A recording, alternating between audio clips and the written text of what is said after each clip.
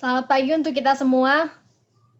Kami dari kelompok 1 mata kuliah statistika akan mempresentasikan hasil critical journal review kami, di mana akan dijelaskan satu persatu oleh rekan-rekan kelompok kami. Yang pertama saya Dian Ermayani Sigalinggi sebagai moderator, kemudian ada Saudara Dwiki sebagai yang menjelaskan, ada juga nanti Saudari Yufani serta Saudari Sinta. Baik, untuk memulai presentasinya silakan Saudari Dwiki membagikan PPT-nya.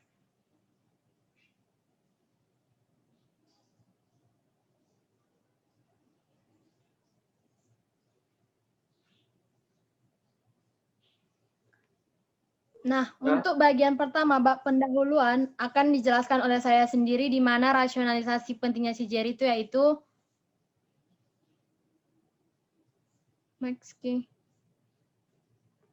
rasionalisasi pentingnya CJR itu yaitu seringkali kita bingung memilih jurnal referensi untuk kita baca atau kita pahami.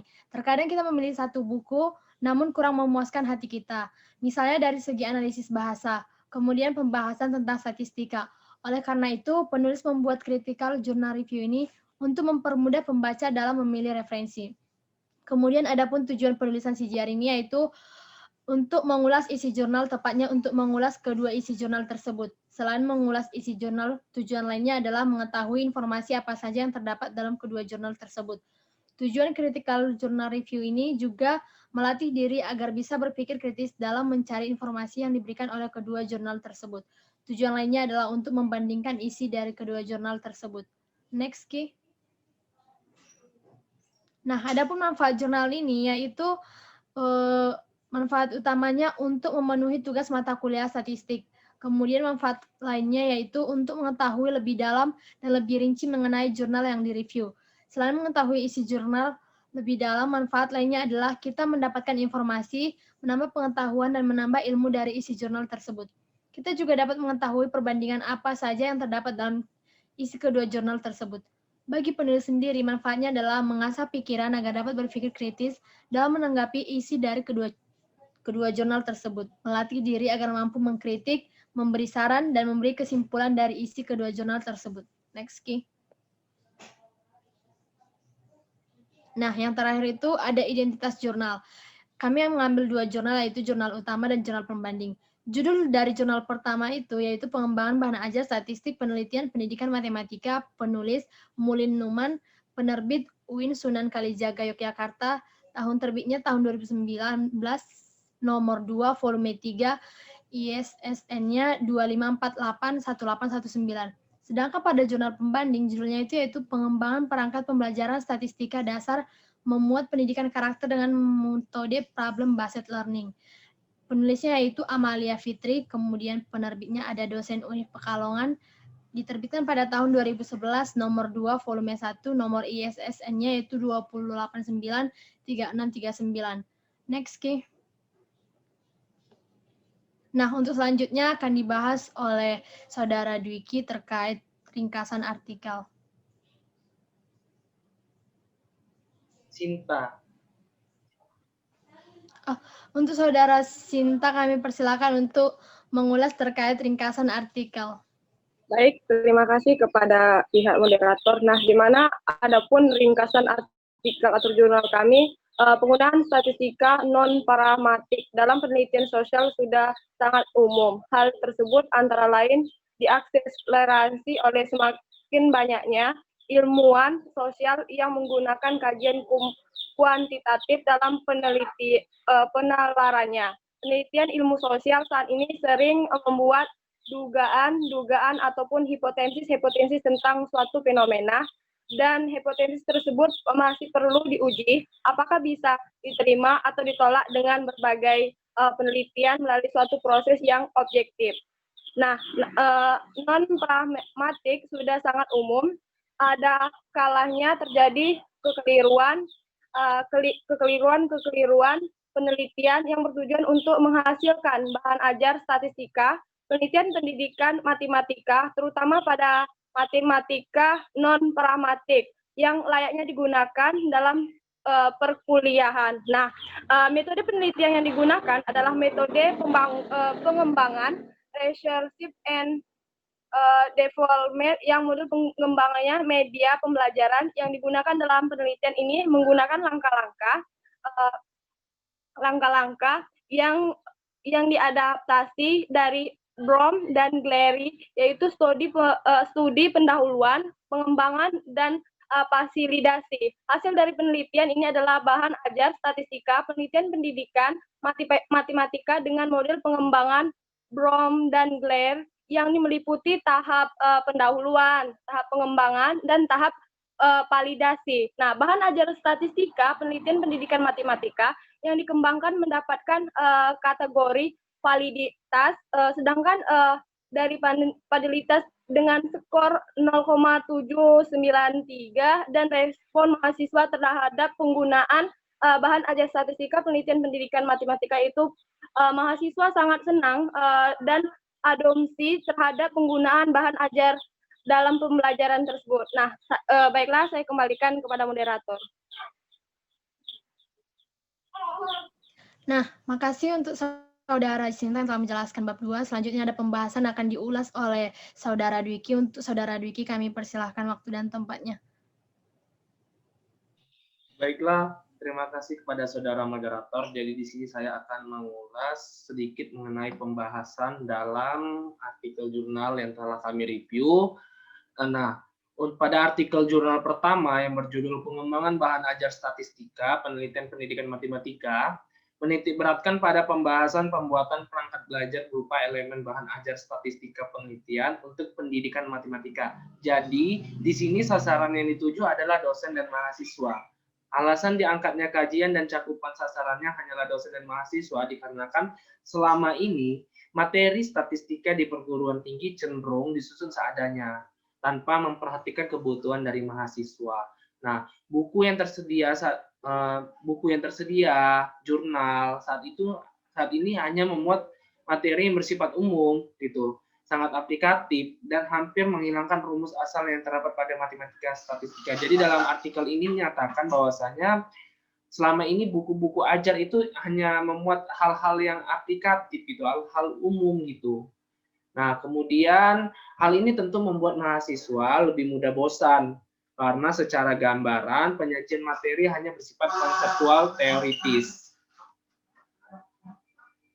Nah, padahal dalam mengajarkan sebuah materi pembelajaran di perguruan tinggi atau universitas, dosen harus menerapkan segala inovasi pendidikan, misalnya dalam penggunaan teknologi ataupun menyajikan sebuah modul yang menarik, misalnya e-modul, atau mengembangkan modul 3 dimensi berbasis hologram. Mungkin hal ini menambahkan kesan intelektual dan inovatifnya.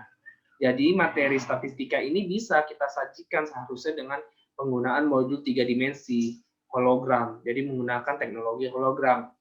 Nah, untuk memenuhi bahan ajar yang layak digunakan dalam proses pembelajaran harus sesuai dengan karakteristik bahan ajar, yaitu yang pertama sesuai dengan kebutuhan belajar dan karakteristik pendidik. Jadi materi bahan ajar itu disesuaikan dengan kebutuhan saat ini. Kemudian yang kedua kesesuaian dan kurikulum. Nah, meskipun disesuaikan dengan kebutuhan saat ini, tapi materi itu harus tetap berpatokan pada kurikulum atau standar yang telah dikeluarkan oleh Kementerian Pendidikan Tinggi gitu. Kemudian kesesuaian pengembangan materi dengan tema atau topik. Jadi dalam menyusun materi kita harus tahu apa materi dan cakupan yang harus kita bahas. Kemudian penggunaan pemakaian bahasa. Di sini artinya adalah pemakaian bahasa itu adalah bahasa yang mudah dimengerti, yaitu menggunakan bahasa Indonesia. Jangan menggunakan bahasa daerah ataupun bahasa asing yang memang tidak dimengerti oleh mahasiswa gitu. Kemudian bermakna bagi peningkatan kompetensi pendidik dan mudah dipahami. Nah, pahami dan memberikan dan memiliki nilai guna sehingga dirasakan benar manfaatnya oleh mahasiswa dan dosen. Jadi materi itu harus memiliki nilai guna dan meningkatkan kemampuan pendidik gitu, kompetensi pedagogiknya gitu. Kemudian kebutuhan belajar bukanlah hasil perkiraan dosen dan materi yang dicomot-comot dari hasil simpulan di beberapa sumber bacaan. Jadi materi itu merupakan pengembangan dari dosen dan mahasiswa gitu yang memang menyusun sebuah materi pembelajaran statistika. Kemudian materi juga disesuaikan dengan karakteristik pendidik seperti yang telah dijelaskan tadi. Nah, Selanjutnya, saya kembalikan kepada moderator. Baik, terima kasih untuk ulasan tentang pembahasan yang dibahas oleh Saudara Dwiki. Selanjutnya akan saya berikan kesempatan kepada Saudari Yufani untuk menjelaskan tentang kelebihan dan kekurangan jurnal tersebut. Untuk waktu dan tempatnya kami persilahkan. Baik, terima kasih kepada moderator yang telah memberikan saya waktu untuk memaparkan kelebihan dan kekurangan tentang CGR kelompok 1. Baiklah, di sini kelebihan dan kekurangannya. Secara konten, keduanya sangatlah baik. Dari aspek isi, keduanya memiliki kesamaan, yakni pengembangan perangkat belajar, yakni materi. Namun pada artikel kedua, tidak menjelaskan perangkat pembelajaran yang apa saja yang dikembangkan. Tetapi review dapat menyimpulkan perangkat belajar yang dikembangkan pada artikel kedua ialah model pembelajaran. Pada artikel pertama, kajian teori diletakkan pada pembahasan sendiri, sehingga di sini pembaca memahami teori-teori yang berkaitan dan digunakan dalam menganalisis pembahasan si penulis. Sebaiknya pada artikel kedua tidak diletakkannya pembahasan khusus pembahasan kajian teori. Semua itu tergantung pada kebutuhan penulis dan cara penulis serta sistematika yang digunakan penulis. Dari segi aspek bahasa dan penyajian data, keduanya sudah baik. Bahasa yang digunakan tidak bertele-tele, mengikuti kaidah kebahasaan yang diatur dalam EYD. Next, Ki.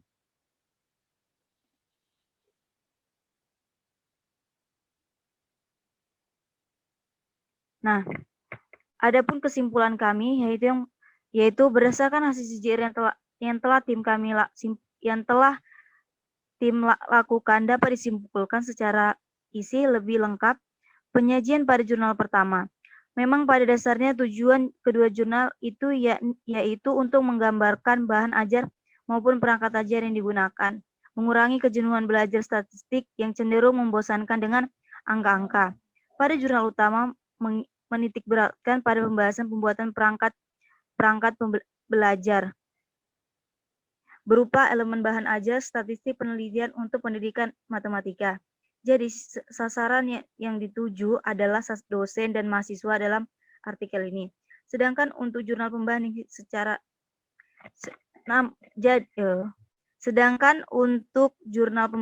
sasaran dalam penelitian adalah siswa SMP Negeri 3 Larangan. Dari segi aspek sistematika, penulis dan sebagainya untuk kedua jurnal sudah baik. Hanya sedikit menjadi perbedaan pada jurnal kedua, tidak diletakkan khusus pembahasan kajian teori. Keterkaitan antara judul dengan isi sangat baik, memiliki abstrak sehingga pembaca cepat memahami isi bacaan sebelum membaca secara keseluruhan. Namun juga tidak menutup kemungkinan ada kekurangan di balik kelebihan sebuah jurnal ini, seperti yang sudah dijelaskan sebagian di pembahasan. Baik, terima kasih. Saya kembalikan kepada moderator. Baik, terima kasih untuk Saudari Yufani yang telah menjelaskan terkait kekurangan dan kelebihan jurnal serta kesimpulan dari critical journal review kita. Sekian dari presentasi critical journal review kami dari kelompok 1. Apabila ada kesalahan atau kata yang kami ucapkan salah, kami mohon maaf. Semoga hasil presentasi kami ini dapat berguna bagi yang mendengarkan maupun yang membaca laporan critical journal review kami. Sekian dan terima kasih.